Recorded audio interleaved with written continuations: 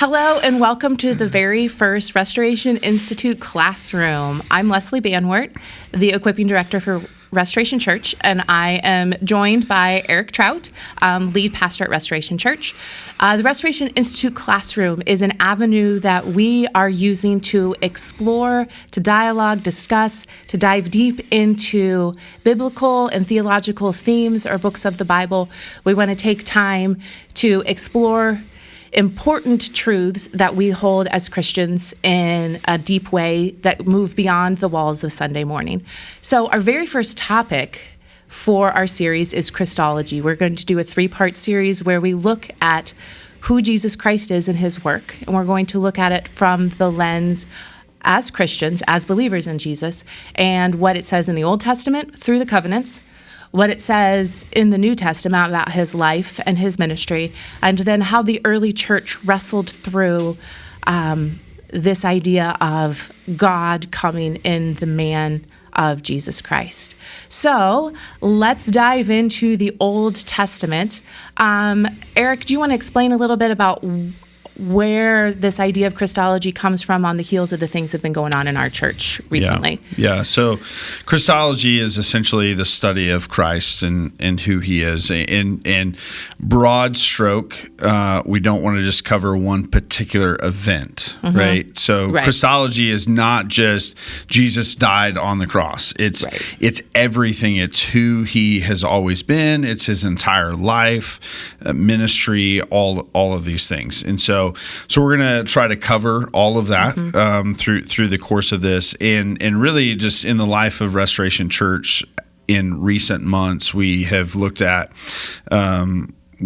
we studied through the book of Philippians, we studied through the book of Ephesians, our Advent series, this most recent Advent season, and then recently we just did a series on creeds and confessions. And really just kind of the culmination of all of these things is, hey, let's do kind of a microscopic dive into Christology. So it just kind of makes sense that this would be our first topic to tackle. And you sent me a fascinating article written by somebody I think that you know, a fellow church planter, and how he wrestled through this idea of starting a church like based on your Christology. So often, I think in modern times, we can sometimes miss the boat on that. We go and we analyze where the gospel needs to be and going to those people. And that's a good place, but if we don't have, this article talked about, if we don't have the basis of Jesus Christ and who he is and what we believe he is, then it's kind of, our work is kind of futile, right? In what we do. So it was a really good article. Maybe I'll link it in the comments below. We should. Yes. Okay. So you said that Christology is the study of the person and the work of Jesus Christ. We're going to focus in on the Old Testament today during this, specifically the 5 major covenants that are found in the Old Testament. And we're going to view them through the lens of what do they tell us about Jesus and how does this influence me? So we can have all of the biblical knowledge that we want to, but if it's not influencing you in your context and being the light of Jesus to a lost and dying world, then again, it's not important, right? It's not just, we are not just head knowledge, it's heart knowledge. So we want to look at this, but also we want it to pierce our hearts and motivate us to love God and to love people. Yeah. All right, so let's talk about covenants first. Like, talk about what is a covenant. They're peppered through the Old Testament. Super important idea. So let's get our definitions right before we jump into all of these. Yep. Yeah, so a covenant is a solemn commitment guaranteeing promises or obligations undertaken by one or both covenanting parties. So specifically what we're talking about is a covenant that God himself is making with a particular individual or a group of people. Right? We're going to see that as we walk through all of these covenants, that some of these are specific to a particular person, and some are for the entire people of God. Yes. Right? Yep. So we're going to start in Genesis 1. Genesis is the first book of the Bible. Genesis means beginning, so it makes sense that that's where we start. And God, right away in Genesis 1, creates this covenant relationship with his creation, right? Like, God creates all of this. And he loves his creation. He provides for his creation. And so right away we see God as a relational God. And we know from John 1 that Jesus is there, right? Like Jesus is the Word, John 1 tells us. So Jesus is here. So it's creating humanity in his image, giving humanity the responsibility of being his ambassadors on this and creating that relationship. So the image of God is an interesting idea of who we are, and I don't want to land too much on that, but there's some language about that. Like you just want to go over like what it is and why it's significant. Yeah. I mean, I think generally speaking, when we say that God has created mankind in his image and likeness, it doesn't mean that mankind looks exactly like God, right? It doesn't mean that he is exactly like us. What it literally means is, and this is what we call the doctrine of Imago Dei, the image of God. That's the word I wanted you to say. That's where we were going with this. That's the big word. Yep. It's literally that in creating mankind, God has stamped his imprint on who we are. On right? everyone, right? Yes, on all of on all of humanity. Yep. So this is not just Adam is created in the image of God, or not just Adam and Eve. It's all people bearing the image of God, right? Excuse me. And in that, it means that in sharing his likeness with us, that there are certain character attributes of God that he shared with his creation, right? That we are a special creation created in his image and likeness to reflect him and to exercise a particular responsibility over the rest of creation. Yeah, for sure. Okay, so if you're familiar with Genesis, you're familiar with Adam and Eve. God creates Adam and Eve. He puts them in a garden in the middle of Eden, tells them, you can eat from anything, but do not eat from the tree of the knowledge of good and evil. The serpent comes in, tempts Eve. Adam is there. They eat, and is the fall. Like that is what we name as the fall. And here we see the very first specific covenant, the very first promise of Jesus into our biblical narrative. Like Jesus was at the beginning. We know that in Genesis 1, he was there creating. But this, I think, specifically ties to Jesus and God's rescue plan to redeem his creation. So we're going to pick up in Genesis 3, 14 and 15. I'm going to have you read that. And this is where God has come to Adam and Eve and to the serpent, and he's kind of, I don't want to say dishing out punishment, because I don't think that's right, but these are going to be the consequences of your actions. Adam is going to have consequence of the land is not going to produce for you. You're going to toil. You're going to labor. Eve, the woman, is going to have significant pain in childbearing, right? There's going to be a rift in the relationship between man and woman. And then the serpent is cursed. So go ahead and pick up Genesis 3, 14 and 15. Yep. It says, the Lord God said to the serpent, because you have done this, cursed are you above all livestock and above all beasts of the field. On your belly you shall go, and dust you shall eat all the days of your life. I will put enmity between you and the woman, and between your offspring and her offspring. He shall bruise your head, and you shall bruise his heel. Okay, so let's talk about those last two lines. It says, he shall bruise your head, and you shall bruise his heel. I like the way the NIV says it, because the NIV says he will crush your head, speaking to the serpent, the devil, the great adversary of God, but you will bruise his heel. So we get a very specific picture of the cross, I think, here, because Satan thinks he has a hold on this when Jesus dies on the cross, but really this death on the cross is what crushes Satan and the death that he has over us. Yeah, and this is what we call the proto-evangelion. It's the first gospel, right? This good news that's being spoken, that even in the midst of this moment where sin has entered into the picture, it has drastically changed and affected everything. Everything, right? Yep. God says, even in this moment, I have a plan. Yep. Right.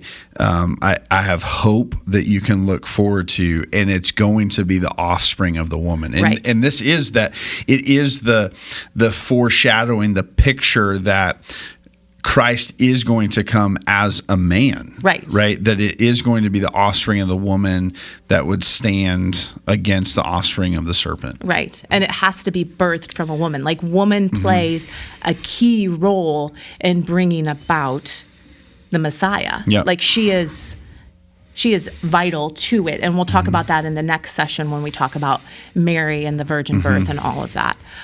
So I think what it's important to know, as if you read through Genesis, these first 11 chapters, they continue to explain why man needs salvation and what we need to be saved from. There's this pattern of creation, fall, destruction, recreation. Like, man is not going to get out of this pattern without God. Right. And so, God will redeem us. So that's kind of our first covenant. All right, let's move to the second one. The second one comes with Noah and the flood.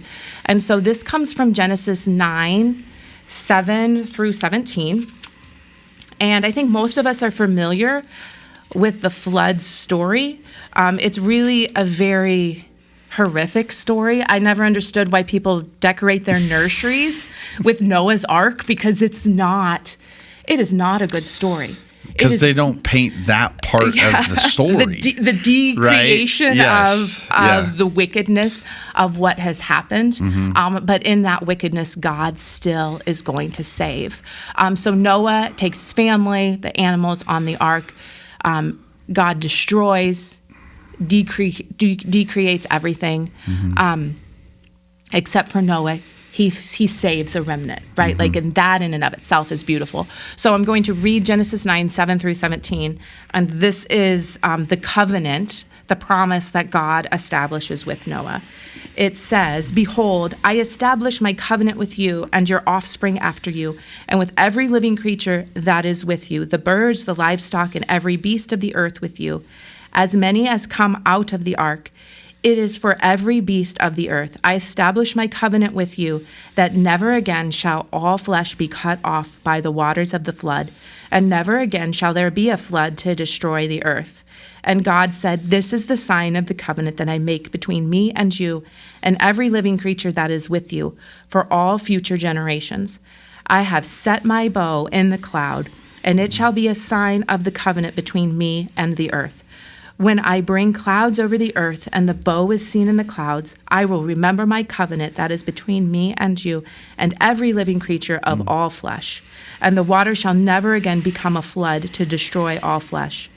When the bow is in the clouds, I will see it and remember the everlasting covenant between God and every living creature of all flesh that is on earth. God said to Noah, this is the sign of the covenant that I have established between me and all flesh that is on the earth. So God enters into a very formal relationship, I think. In Genesis 3, God makes this proclamation over the serpent.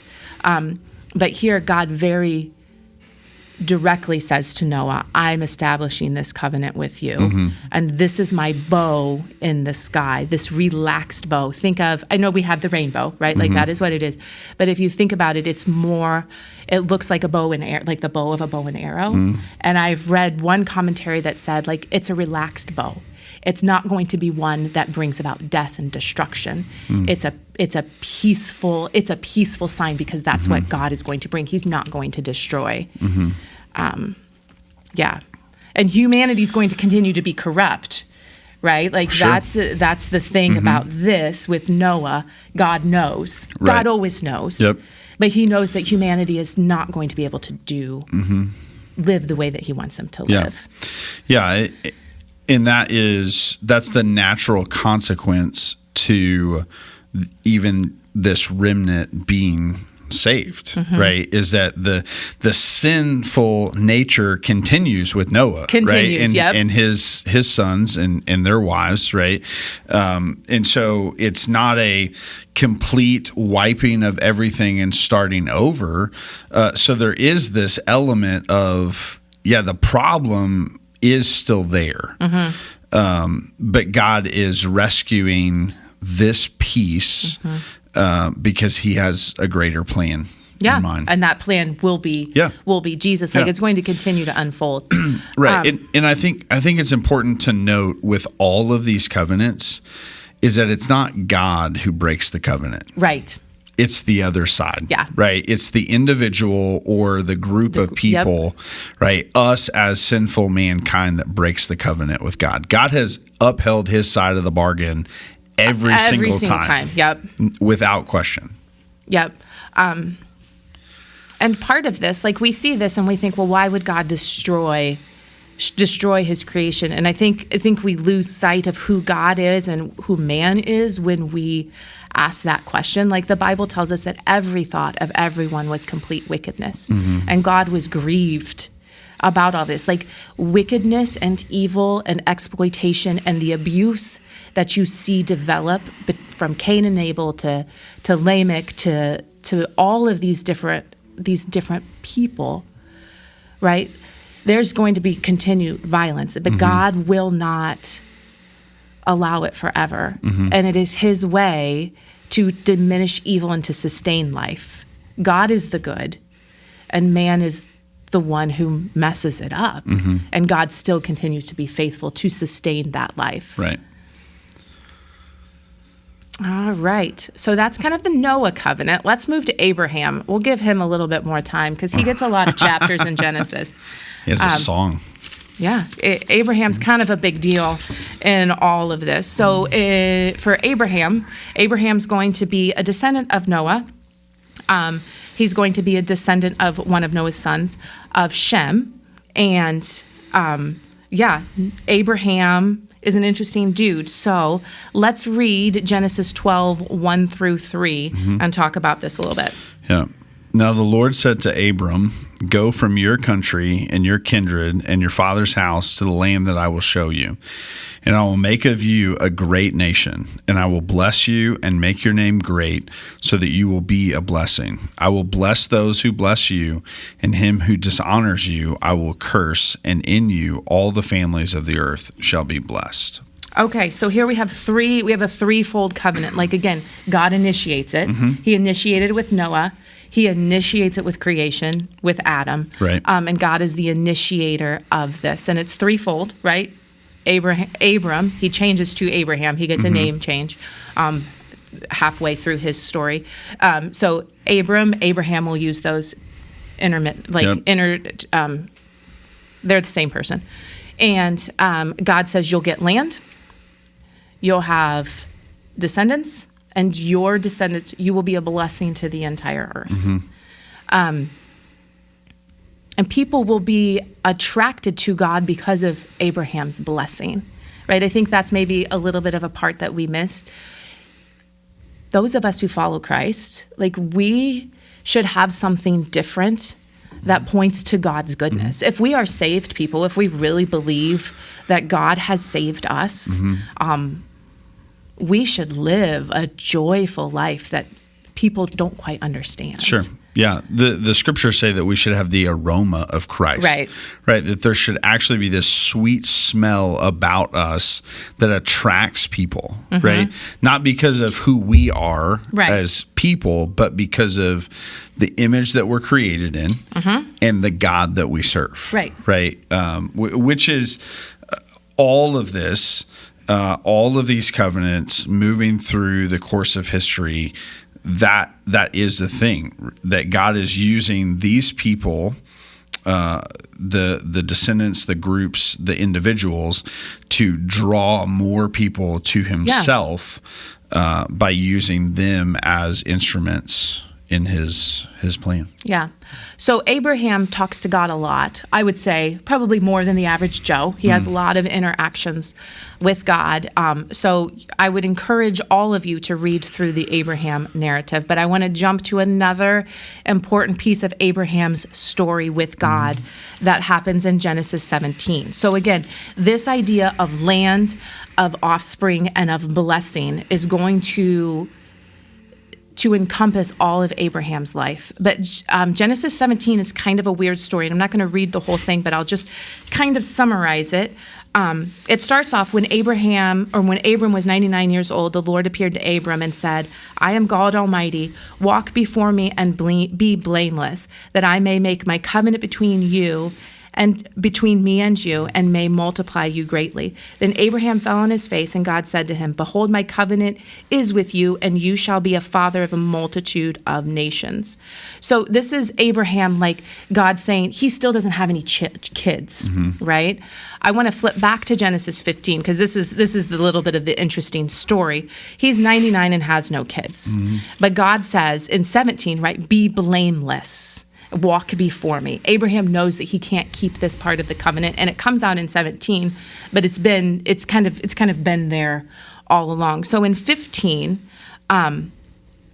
Abraham meets with God, and God asks him to get these animals and to cut them in half and to let the blood flow between the two halves. And Abraham knows what to do. Like, this is an ancient culture. This is an ancient custom of cutting covenant with one another, right? And when you cut this covenant, if you don't keep your end of the bargain, you become like that blood, those split animals, that death that is running through this ravine or this whatever, wherever the blood flows. If you don't keep it, if you, Abraham, are not blameless, walk in front of me and be blameless. And we know Abraham is not. Right. Like, I'm going to make this covenant with you, but if you can't keep it, then this is what's going to happen. The really interesting thing about this is that Abraham doesn't walk through the blood. God puts him into a deep sleep. And the torch and the smoking pot, anytime you see fire and smoke, God often makes himself appear as fire and smoke in the Old Testament and in the New Testament. Think Pentecost, the flames come down, all of the things. But God walks both courses, right? Because he knows that Abraham can't do it. So God is going to bless, and he's going to take our punishment because we can't keep up our end of the bargain. I just think it's a beautiful picture of, again, pointing to Jesus and what God will do for us. Yeah. Yeah, and it is everything that's happening in the Old Testament post Genesis 3:15 is pointing to the coming of Jesus, right? So all of these things that are happening, and we'll see this when we get to the Mosaic covenant, is that these things are set up in a temporary state that isn't going to completely fulfill and satisfy the payment, right? There has to be someone who's greater that would come and walk before us to fulfill that. That's greater than all man. That's completely God and completely man. All right, so that's kind of Abraham in a nutshell. Again, go back and read Genesis. Just read through the story. It's a highly exciting story with lots of conflict and drama.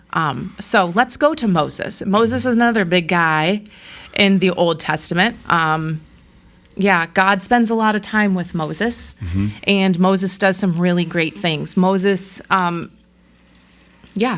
read about Moses. So we're going to turn to Exodus 19.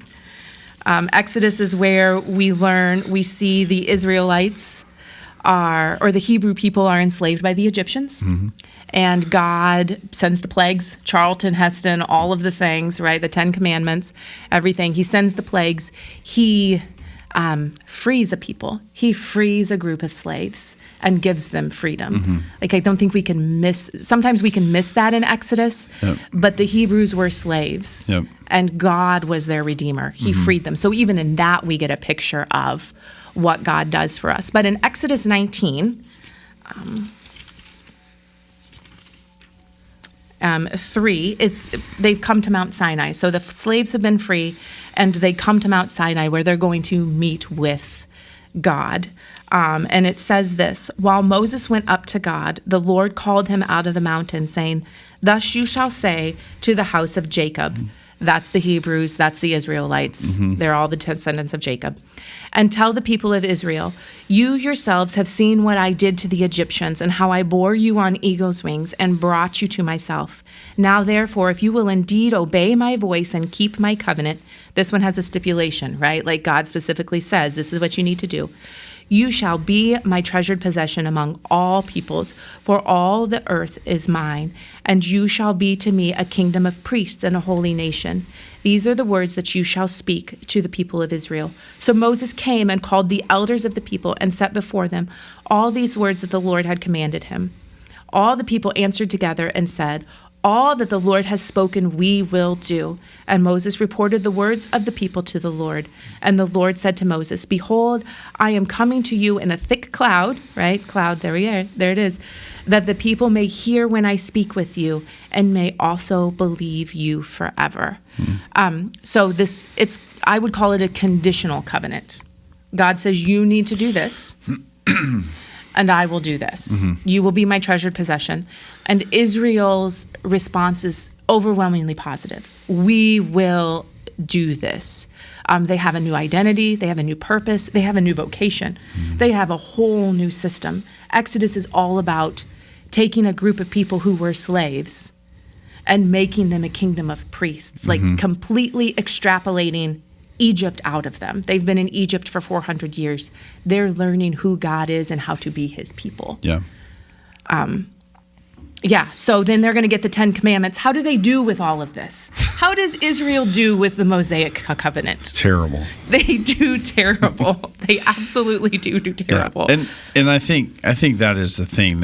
In the covenants that we've seen prior to this one, there's almost there's a future promise, right? That there's a future promise with with Adam, right? In the garden. It will come, right? Right. It's going to come. It's going to be the offspring of the woman. There's the future promise of in the Noah covenant, in essentially starting over, right? I'm gonna rescue your family, and I'm going to start over with everything else.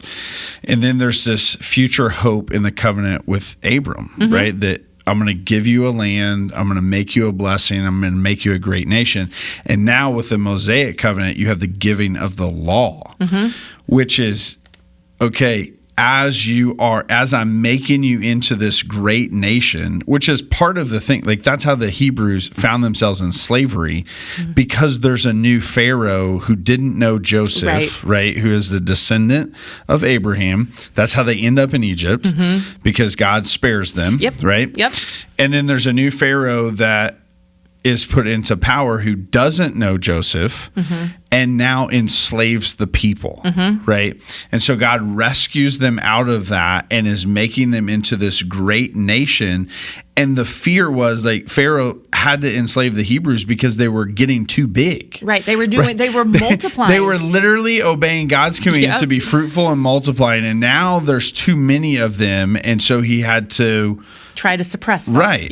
To control them. And so now, as God is making them and fulfilling this covenantal promise that he made to Abram to make him into a great nation, there has to be some framework and some guidelines to that, right? Because in God making his people into a great nation, he was setting them apart from the other nations. For the purpose of bringing the other nations to know God. Right. Like, it's all about that. It's all about God. So here's the law that if you, this is the conditional thing. If you obey this law, you will be my people and you will be set apart. And in so doing, others will know that you are my people, and they will come to be my people, right? So that's the interesting thing, is that this is a covenant that isn't a future. There is a future hope in it, right? But there's also a present reality that you have to live in this and obey these commands, right? Right. And I think it's also to pull this out, because I think it speaks of God's character and who he is. He chooses Israel not because they are holy. He chooses them as his people, and then the response is holiness, otherness, difference. Right. It's not because they are holy. Right. It is because God chooses them, and they are to be holy because they are God's people. Yep. They didn't really do anything to deserve this blessing. No. It's all about God. Right. And the laws are not about legalism. They are about holiness and holy living to bring others to God. Right. Yeah. Right. And that's essentially like when we look at the Mosaic Law, like oftentimes we will boil it down to the 10 Commandments, right? There's greater law in that. Yes. But we kind of boil it down to these 10 things. And really, like categorically, you can take them and split them into two groups, right? Yes. You have the first 4 commands that speak to the people's relationship to God. And then you have the remaining 6 that speak to their relationship with each other. Right. And the first 4 make them culturally peculiar. The fact that God says, do not create an image. Other ancient Near Eastern cultures all had images of their God, like a graven image. Right. To rest on the Sabbath, like to have, like that is culturally peculiar. Those first 4 make you culturally peculiar. Right. The other 6 are fairly common to, like if you would look at Hammurabi's code of those ancient Near and like not murdering, not committing adultery. Those are holiness standards that we should live by. And they should be God's people's law. Right. The first 4 are peculiar. Yes. Make them stand out. Right. Because if you remove the first 4 and just look at the last 6, we could essentially say like that's a good moralistic law for anyone to live by, right? It is those first 4, right, that they wouldn't have any other gods, they wouldn't carve any images and have idols, right? That they wouldn't take the Lord's name in vain, and that they would honor the Sabbath. That literally sets them apart from all other nations of people. And sets God apart. I think that like it sets God apart as a God. You know all of these Egyptian gods, right? Like we can't forget that they spent 400 years in Egypt. They have Egypt in them. They know the Egyptian gods. Like they lived in that culture. And God has to, like, I'm different than these gods. I'm stronger, better, right? All of the things, but I am your God and I am different from them. But they don't do well with it. They constantly, so when you get to when they want a king, when Samuel dies, and they choose Saul, or God chooses Saul as their king, Samuel hasn't died, but Samuel goes to God and says, I feel rejected, right? And God says, they haven't rejected you, they've rejected me because they said, we want to have a king so we can be like all the other nations. And that is not what they are supposed to do. Okay, so we're jumping into Samuel. God does give them kings, and it doesn't really go very well. We have David, who is like the pinnacle of the great king, right? He's called a man after God's own heart, but he's kind of a disastrous individual in the decisions that he makes. He's not a great father. He is a great warrior. He is a great songwriter, poetry guy. He is a good king who loves God, but he is definitely not flawless by any stretch of the imagination. But God is going to give him a covenant. Like God is going to give him a promise. And again, we're looking at this through the lens of what does this tell us about Jesus? So the Mosaic law, Jesus perfectly fulfills the law. He hasn't come to abolish it. He tells us that in the New Testament, right? I've not come to abolish the law, but I'm going to perfectly fulfill God's law. And so God is going to give David now another covenantal promise that points to Jesus. And it's found in 2 Samuel 7:12 through 17. It says, when your days are fulfilled and you lie down with your fathers, I will raise up your offspring after you, who shall come from your body, and I will establish his kingdom. He shall build a house for my name, and I will establish the throne of his kingdom forever. I will be to him a father, and he shall be to me a son. When he commits iniquity, I will discipline him with the rod of men, with the stripes of the sons of men, but my steadfast love will not depart from him, as I took it from Saul, whom I put away before you. And your house and your kingdom shall be made sure forever before me. Your throne shall be established forever. In accordance with all these words and in accordance with all this vision, Nathan spoke to David. Okay, so we have to have a king that reigns forever from the Davidic line. And we know that Jesus is from the line of David.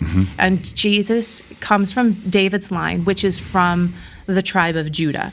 So we have to understand a little bit about how these tribes work and come together, because you have to understand the Hebrews, the Israelites, the Hebrews, the Jews, all of these same people, they come from Abraham, and they come from his 12 sons. So he has 12 sons, or they come from Jacob. Jacob has 4 wives, 2 concubines. Again, read Genesis, it's full of drama. And he has these 12 sons, and we know for sure he has a daughter. But at Jacob's end of his life, he has a son named Judah. And he blesses Judah at the end of Genesis, in Genesis 49, 8 through 12, and talks about how kings and rulers will come from Judah. Now, we get the 12 from Jacob's sons, but Jacob's son is Joseph, and Joseph does not have a tribe. You are not from the tribe of Joseph, because Joseph gets a double portion. His 2 sons, Manasseh and Ephraim, become the tribes.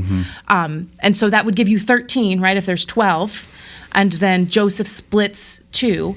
The Levites, the people from the son of Levi, become the Levites, and they are a tribe, but they don't get a portion of land. Like when you become a political entity, like they're going to be, they're not just a religious group. They are politically land bound, and they don't live in a vacuum of just religion, right? So the Levites are in charge of the temple. They're in charge of the tabernacle.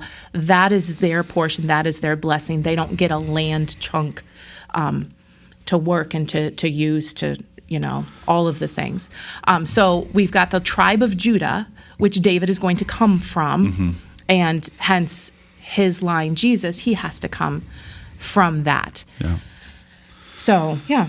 Yeah, and I think one of the interesting things to point out here is because, again, there's lots of interesting things that happen in the book of Genesis. Yes. Right?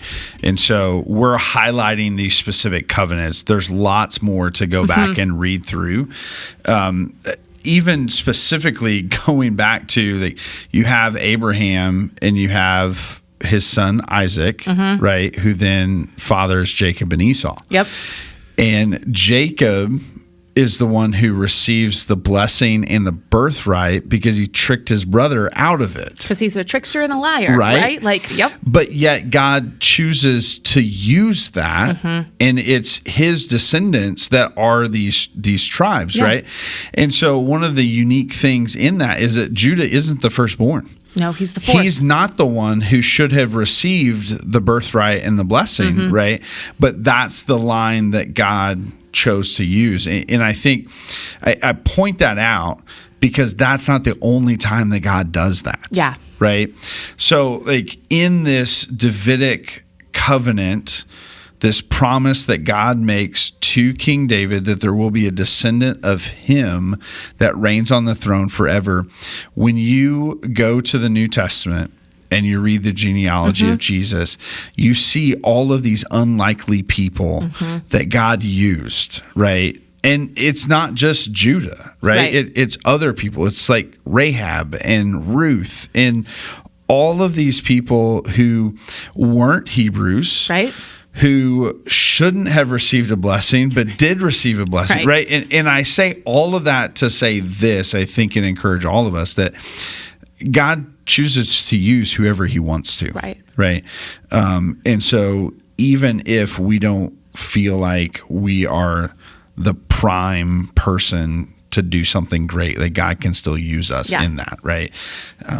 And so I think that's just one of the fun things that we see out of the Old Testament is I think you can, because we know you're going to listen to us and you're going to go back and read through Genesis, you're going to identify yourself with some of these people. I've done the same thing, right? And then to just be encouraged that God still used them, right? Like even with this covenant specifically, David being called a man after God's own heart, and yet we know, and it's well documented, his sin that he committed, right, on a public stage, and yet God still called him a man after his own heart. It just shows the love that I don't think we can even comprehend of God. And I think it's also important to give the New Testament Jews a little bit of grace, right? They knew that the Messiah was going to come from David.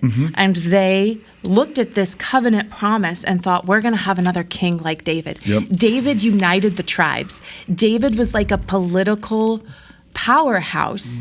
And it was kind of like the golden age of Israel, this united kingdom. And so they looked forward to that happening again. And when Jesus comes, not as a conquering king, but as a king riding on a donkey who will be the lamb who will be slain for our sins. Like there's a great disappointment in that. And how do we reconcile that with what God says? And it's really interesting. So I'm reading a book about Revelation right now. And in Revelation, it talks about in like one of the visions of heaven, it talks about the Lion of Judah. That's what we're looking for, right? And then the Lion of Judah shows up as a slain lamb. Yep. And I mean, it's a perfect picture of who Jesus is. He is the Lion of Judah. Yeah. He comes as a slain lamb. And that is almost unfathomable to us. And so what I want to do to close this out, we know as hindsight is 2020, right? We have the Old Testament, we have the New Testament, we have 2,000 years of Jesus and Christianity and all of this. There is a covenant that God says in Jeremiah 31. I'm going to turn there. I should have marked my Bible. But God always anticipated a new covenant, right? Like these covenants are super important in the Old Testament, but they all point to God's redemption of his creation through Jesus Christ.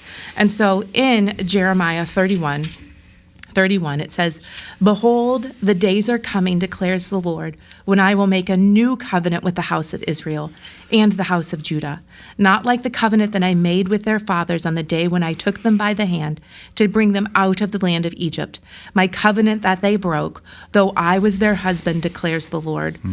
For this is the covenant that I will make with them, the house of Israel, after those days, declares the Lord.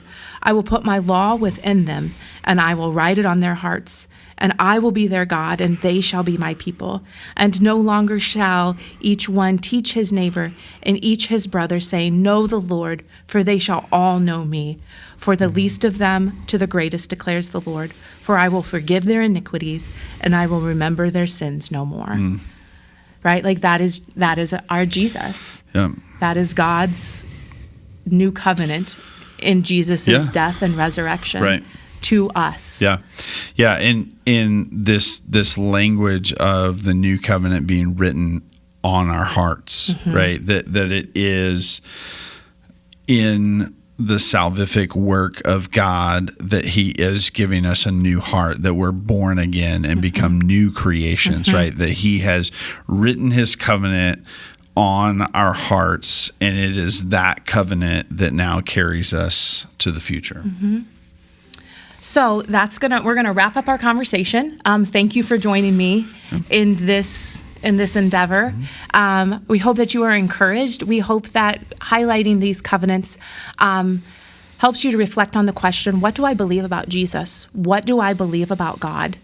I hope that you see that he is your Redeemer, that he is your Savior, and he is the only way to have a restored relationship with God. And then contemplate how that's going to influence your everyday life. God has called us to a context. Your family, your neighbors, your work, your coworkers. We all live every day interacting with each other in all different kinds of settings. And I just pray that you go back and you read Genesis, that you think about these covenants, that you take to heart who our Jesus is, and that you let that influence your everyday life. Thank you, church, for joining us. We look forward to our next session, where we will talk about the life and the ministry of Jesus that we find in the Gospels. Thank you so much for joining us.